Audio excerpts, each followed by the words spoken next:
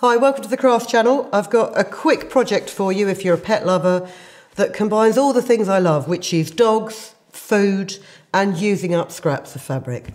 It's a snuffle mat, or known to the rest of us as a rag rug. But it's a small rag rug, and what you do is you put it on the floor, you kick your dog out of the room, and then you hide little treats amongst the rags, and then it will keep him occupied when he comes back in the room. Now, someone did tell me that 10 minutes sniffing is as much entertainment for a dog as half an hour's walk. And when the weather's foul and you really don't want to, or in fact you don't want to take the dog out, the dog doesn't want to go out, you can just keep him occupied by looking for tiny little scraps of food. And because it's made out of cotton, it's all sewn, once it gets a bit dog breathy, you can chuck it in the washing machine. So, we'll start. This is only going to be a small one. This is a mat base that I've made from a pair of jeans. And what I've done, I'm going to keep this as the underside. What I've done is I haven't sewn at all, I've drawn parallel lines about 2 centimetres apart. You find your glasses so you can see what you're doing. You cut yourself loads of strips of fabric, and these are all odd bits of fabric left over from my stash. Grab one of them. Start in the middle of your mat on a line and put the needle, in fact actually we will just lock the stitches in there.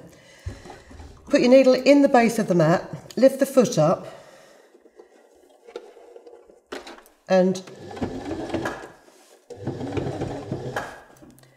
then struggle to get it through because you've put it so much.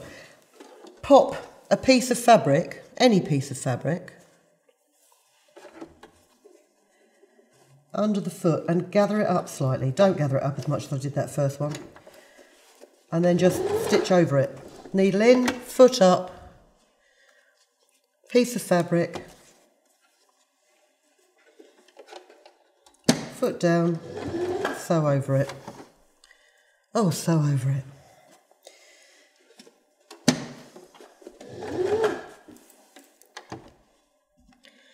So it's a little bit fiddly, but actually it's pretty quick. As long as you remember to keep your needle in the fabric.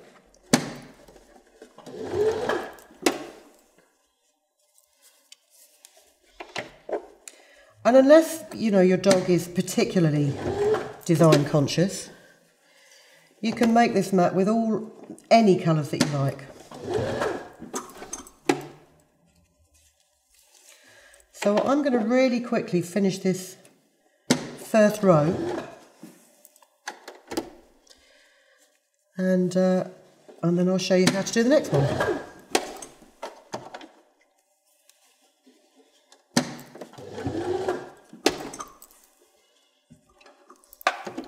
So just the last couple of pieces to bring it right up to the edge of your mat.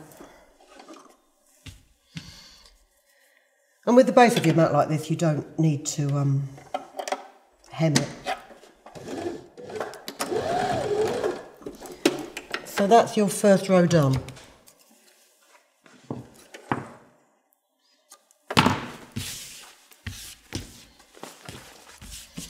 So you've got all these gathered strips like this, and then what you need to do is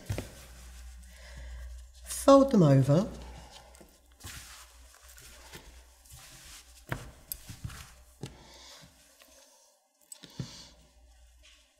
And actually, do you know what?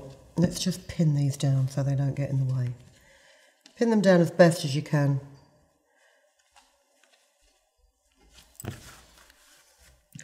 Just so they stay over to that side of the work.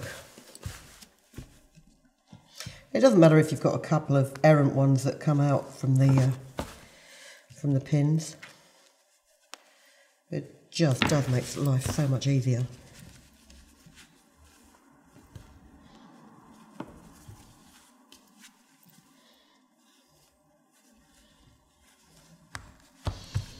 And then you can put it back in the machine, lock your stitching in,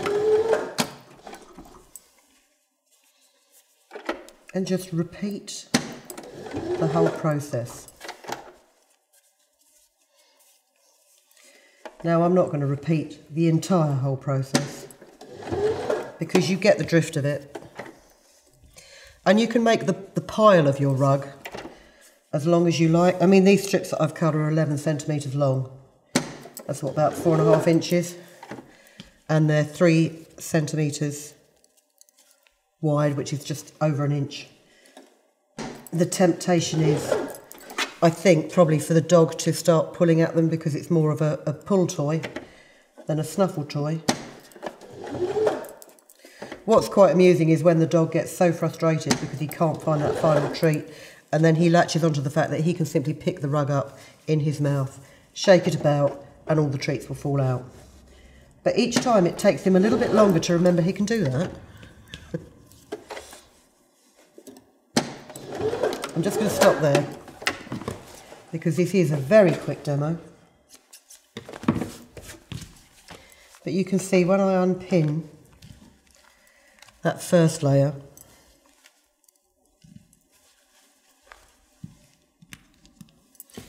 and give it a bit of a shake,